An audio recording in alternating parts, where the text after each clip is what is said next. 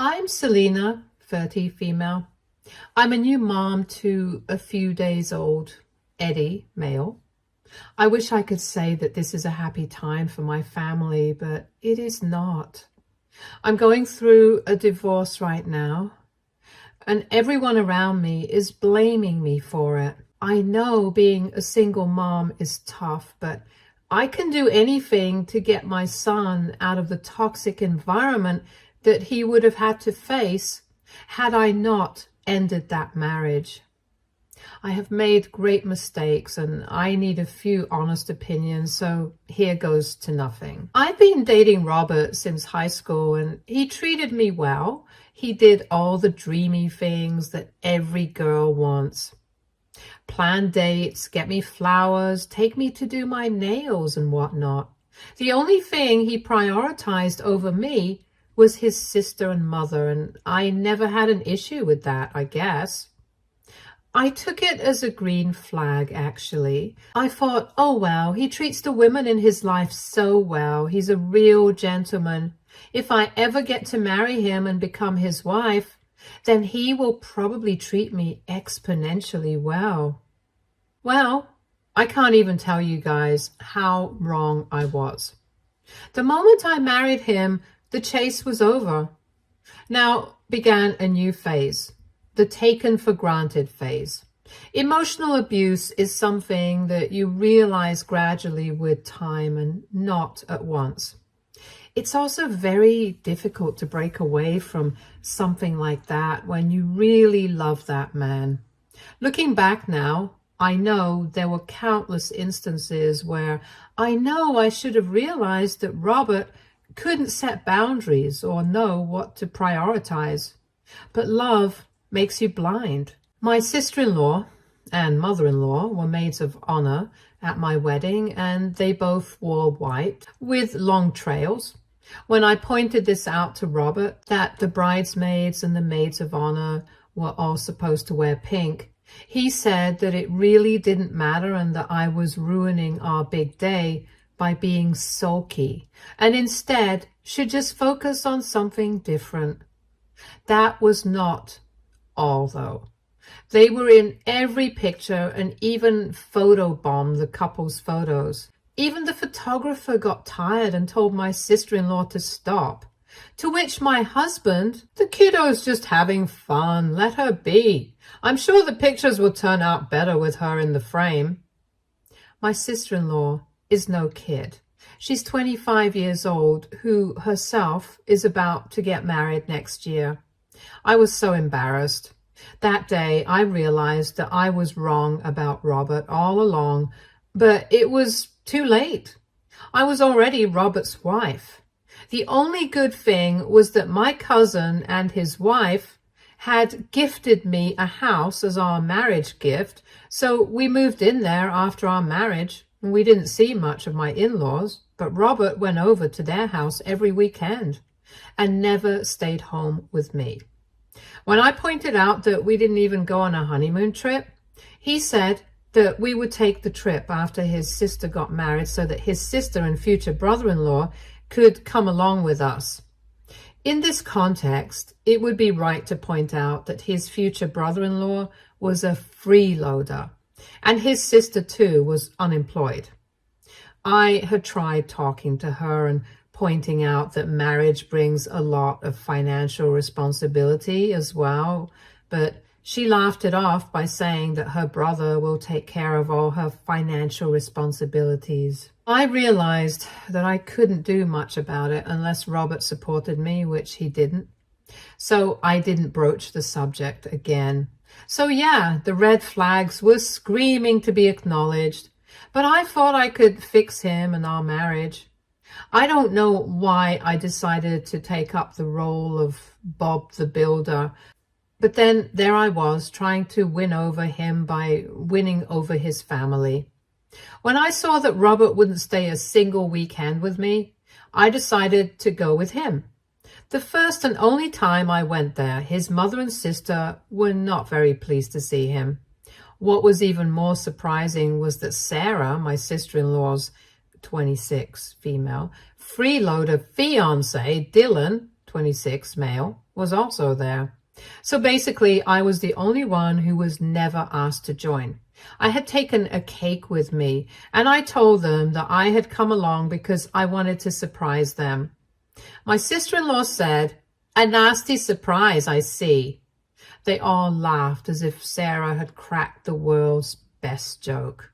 Robert's mother, Beatrice, 56, female, said that they didn't have enough food for me because this was family time for them, so they didn't expect outsiders. I looked at Robert, expecting him to say something about how I'm part of the family way more than Dylan, as I was his wife. But he was looking out of the window and was completely zoned out, or at least pretended to be zoned out. I told Robert that I would drive back home, and he meekly handed me the car, guys. And his mom cheerfully said, "Bye," and that I should not behave like a jealous child and intrude upon Robert like that. I was so ashamed that I left without saying anything and cried on my way home. Robert came back home that day with flowers and chocolates and took me out to eat at my favorite continental place the next day. So yeah, he was not blind to the vile treatment. He just chose not to stand up against it. For the whole week after that, till the next weekend, Robert treated me like a queen. And then, as the weekend arrived, he was gone to his happy family. He would come back and overcompensate till the next weekend. This happened in the first few months of our marriage, and then even this special treatment stopped, and in its place came dismissal. If I ever said something about how I feel lonely on weekends and want to spend time with him, then he would accuse me of not understanding his duties to his family and how by now I should be used to his weekend brunch with his family. He often told me that I was overreacting. I was deeply unhappy, and I shared this problem with my mom. Mom said that if we make a baby, then maybe I won't feel so lonely and Robert would be more at home and involved at home. I told her off and said that it would really be a very selfish reason to make a baby, but she successfully planted the thought in my head and I kept toying with the idea. We both would be working parents, so I might have to drop the kid off at my mom's before I left for work. But on weekends, I would actually be able to spend a lot of quality time with the kid. Would the father of the baby not want the same? Slowly, a sort of baby fever got hold of me, and I asked my husband if he thought that we were ready to be parents. He was super excited and said that even his mother was suggesting so. I asked him why his mother wanted us to have a baby, and he shrugged and said that she was ready to be a grandmother and she was getting old, so having a young man who could take care of her would be a good thing. I told him that he couldn't use our baby to take care of his mom and that I didn't think that he was ready to be a father. We argued and the baby talk was off the table. I don't know what changed after that, but suddenly Robert started staying home on weekends. He went back to treating me like he used to before marriage, and he even booked tickets to Maldives for our much-delayed honeymoon. We had a week-long honeymoon in Maldives, and Robert made me feel very loved and special. He said that he wanted to make it up to me for making me feel bad. Fool that I was, I stepped right into his trap. And after coming back from our honeymoon, we realized that I was pregnant. Robert was overjoyed. I was apprehensive. Robert convinced me that we were ready to be parents and took extraordinary care of me in the first 3 months of the pregnancy. He took me to the doctor, made sure I had my vitamins, stayed home on weekends, ordered every food I craved, and bought things for our baby. In the 4th month, things went back to how they were before our honeymoon. He had got me pregnant and made sure that there was no way I would do anything to not have the baby. That was the whole point of the act. In the weeks leading up to my labor, I was severely depressed. My mom came over to take care of me, but she always made excuses for Robert's behavior simply because he was rich. And that was all that mattered to my mom. My due date was in December's 3rd week. 2 weeks before my delivery, my mom went to her brother's funeral. With the due date so close, I couldn't go to my uncle's funeral. I begged my husband to stay home that weekend. I was sad about my uncle's death and felt lonely. That was the one day I didn't want to be home alone. I told my husband exactly this, and he said, "Sal, you're going to be a mother and make a lot of sacrifices in the future, so being alone for a day is nothing compared to the sacrifices that you have to make in the future. So I will suggest that you better sleep it off. I'll see you tonight. Don't wait up for me. I will have dinner with them. Bye, honey. Take care.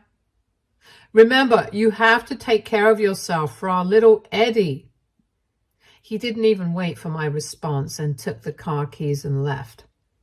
I was feeling exceptionally sick that day, so went to lie down for a while and fell asleep for an hour or so. When I woke up, I had terrible cramps. I saw that the bed was wet and realized with terror that my water had broken. Immediately, I called my husband. He cut the call twice before he picked up. He sounded positively annoyed. I literally shrieked that my water broke, and he said, "So why are you wasting time calling me? Call the hospital or something. I don't know, man. Gosh, you are a grown-up woman. Pull yourself together and face the situation. I'm literally between brunch with everybody. Even Dylan's parents are here. Stop calling me." The line went dead. I stared at the phone in my hand, then stepped out on the street. Robert had taken the car, so I couldn't even drive myself to the hospital. I flagged down a car. A gentleman stopped his car and quickly held open the door for me. I was rushed to the hospital. The gentleman, whose name was Mr. Singh, did all the formalities and asked me if I would like him to call somebody. I gave him my husband's number, and after some time he came and told me that no one was picking up. Mr. Singh, a stranger, stepped up in that moment. After I had given birth to Eddie, he was the only person who came to meet me. He brought fruits, baby clothes, and chicken wings for me. My eyes watered. I felt like my uncle's spirit had sent this man because he couldn't be here in person. Mr. Singh congratulated me and patted my hand. I gave Eddie to him, and he mumbled a prayer for him. He told me that I reminded him of his daughter, and if I ever needed something, I should give him a call. He left his card with me. I saw that he was a divorce lawyer. I thought my guardian angel was giving me all the signs, so without hesitating, I told Mr. Singh that I wanted a place to stay. I wanted to move to a house. He said that he has a penthouse and he can move me there, and said that I needn't worry about the rent till I start working. Before he left, he turned around and said, "By the way, you can call me Uncle, child." Meanwhile, my husband called at night. I watched it ring but didn't pick up. I told the nurses that I didn't want my husband to find out I was there, so I asked them to not tell him in case my husband called up. They agreed. My husband left me a text asking me in which hospital I was. I didn't reply. The nurses asked me if they should call social services. I asked them not to. The nurses and doctors were very kind and understanding. I didn't even take my mother's call because then she would definitely tell Robert where I was. Uncle Singh came the next day and told me that all was ready for me to move in. He said there's not much to prepare anyway, because that used to be where his daughter lived. She had recently moved out of the country and taken up a job somewhere in Germany. He said it would be nice to have someone live in his daughter's penthouse because he terribly missed his daughter. He told me that his wife was also eager to meet me. Uncle drove me to their penthouse, which was neat and beautiful. Auntie was in wait and immediately set about making things comfortable for me. They repeatedly asked me if I wanted something, and I told them that I wanted nothing more than to continue staying there. I then told them everything that happened and asked my uncle to start the divorce proceedings. He asked me if I was sure about it, and I said that I had never believed in something more. My uncle told me to tell my husband about my son's birth, so I texted Robert about it. He told me that it was really careless of me and that we had to immediately go and meet his family with Eddie. I told him that it was bold of him to think that I would take my son to meet his toxic family. He was quiet for a while and then said, "Don't be a kid. We have to take Eddie to his godmother." I asked him who decided that Robert's sister is the godmother, and he asked me to stop being ridiculous because it was supposed to be that way from the start. I couldn't keep it together anymore and screamed, "You know what's ridiculous? It's you. You are the damn joker. I had to take a lift to the damn hospital and give birth alone. If you loved me and your son, you would have rushed to us. You are so damn selfish and your family is crazy. You're not going to be a part of my son's life. You will hear from my lawyer soon. I'm divorcing you." I was fuming when I cut the call. Auntie was looking really concerned when I cut the call and said that my husband was not a man. He was a child. I laughed. My first laugh in ages.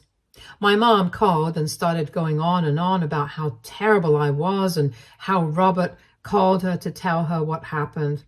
She told me that their family was pressing charges because I separated my son from them. Apparently, I'm a selfish mom who only thought of myself, and hence I deserve to be dragged to court and have my son taken away from me. They were saying that my depression made me unfit to be a mother. I told my mom that I didn't give a damn about what they were saying because I know I'm going to win the case and take full custody of my son. I cut the call and decided to not take any calls from my family members. I started applying to freelancing positions to supplement my income. I already had a job, but if I had to raise my son comfortably, then I needed some more. Suddenly, my phone started buzzing continuously with texts. I was getting hate texts from my sister-in-law, mother-in-law, and Dylan's whole family. They were calling me names and a villain for breaking their family up. They were threatening to break into my house and take my son by force and saying things like, "The only thing that is saving you right now is the fact that we don't know your address. Otherwise, we would totally come over and teach you a lesson, you stupid." I was shivering while reading these texts when Auntie took the phone from my hand and said sternly, "You're going to eat and get some rest. I will look after Eddie till you wake up. You are not going to check your phone and not stress. Your uncle will take care of everything. When you wake up, your uncle will take you to the police station to lodge a complaint. We need to file a restraining order." Yeah, so guys, I really wanted to vent, and I thought writing it out would help me collect my thoughts. I wrote this while taking a long bath in the bathtub. I will be off to sleep soon. What has been really bothering me, though, is the question that if I did the right thing by not letting Robert meet Eddie, will this affect his child's brain in some way? I don't think Robert is a positive role model in any sense, so I don't know if his presence would have adversely affected him or not. AITA, Update 1. I have been reading your comments, and even though I have to admit it, you guys are right. Divorce is bound to have some sort of an impact on Eddie, and so will the absence of a father. I'm just glad that Uncle and Auntie Singh will give the baby the love he deserves. I talked with Uncle's daughter yesterday. She's a scientist. I was telling her the circumstances under which I ended up in her penthouse. In the end, she said that it was God who designed the meeting. She was really worried about her parents, but now that I was there, she saw her mother genuinely happy after a long time. She asked me to not worry about the rent just yet.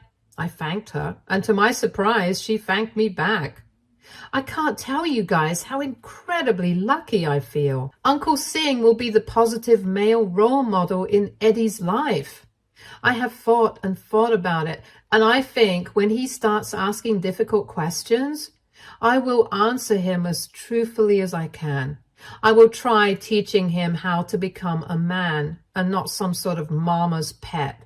Well, I guess we have to see what happens. Well, coming to the update now, after I woke up from my nap, Uncle and I went to file the restraining order.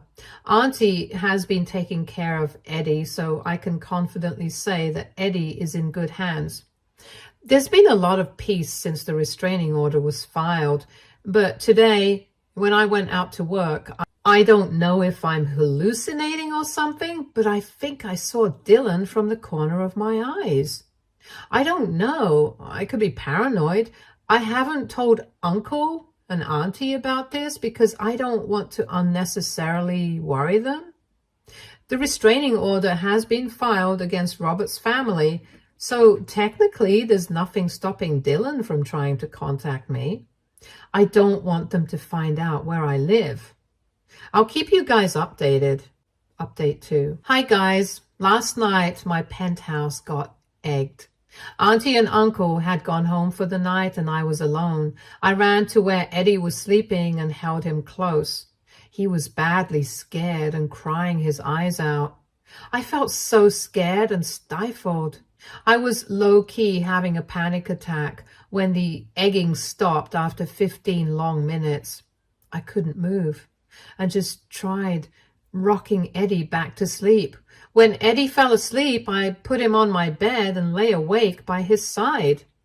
The next morning, when Auntie came to meet me, she was absolutely frantic.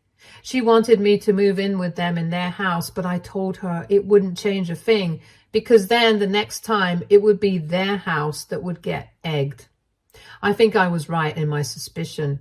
Dylan had followed me, but there's no guesswork in law, so we can't directly file a case against him.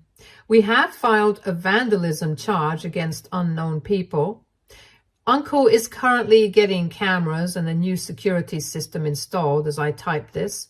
Our court hearing is next week, by the way. I'll keep you guys updated.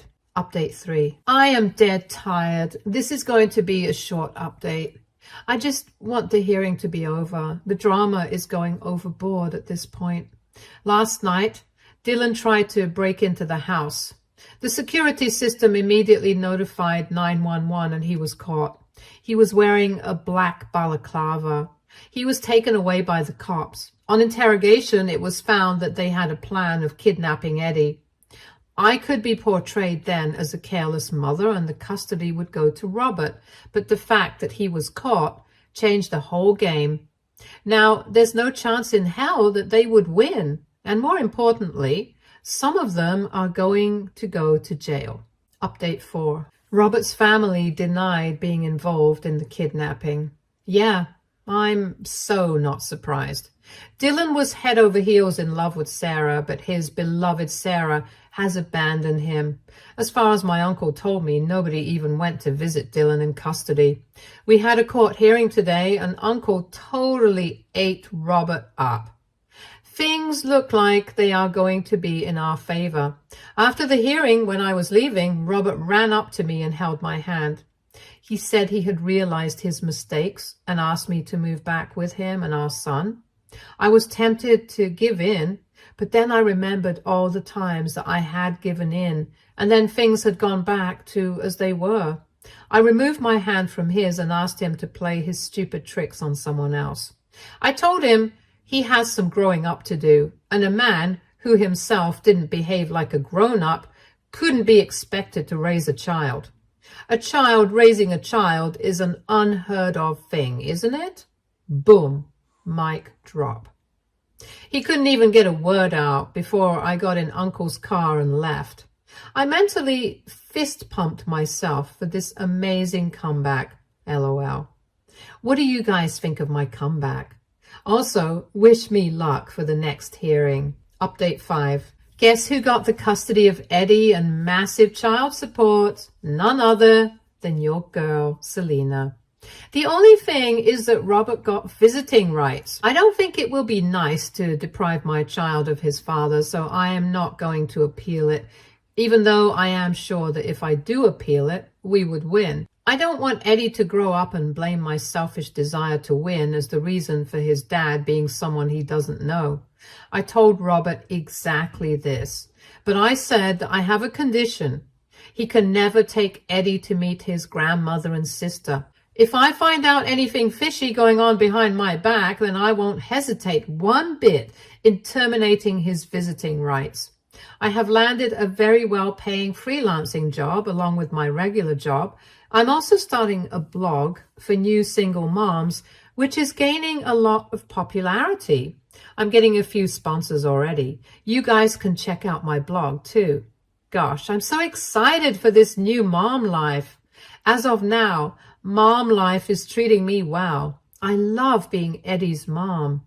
Also, my mom is back in the picture. After the kidnapping attempt, she's finally convinced that I did the right thing by getting out of that marriage. She apologized to me and thanked Uncle and Auntie profusely. The first time she saw her grandson, she cried. She held Eddie close and cursed Dylan. She said she couldn't believe that someone would actually try doing something so horrible to a child. There's no bigger pain for a child than being separated from his mother. I couldn't agree more. Dylan's trying is ongoing. Uncle says that with that kind of evidence against him, there's no doubt that he's going to jail.